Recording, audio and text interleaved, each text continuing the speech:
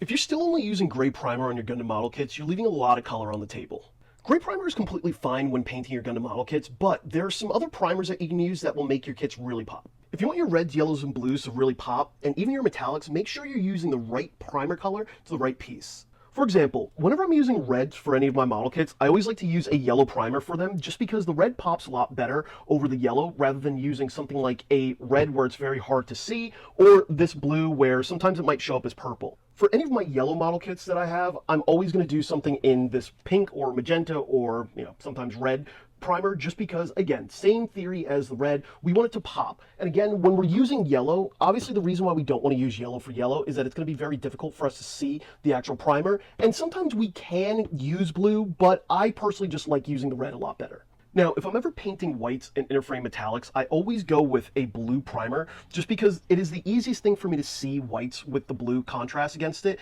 And I just like the way that with metallics, specifically the interframe metallics, how the Evo Surfacer blue shows up.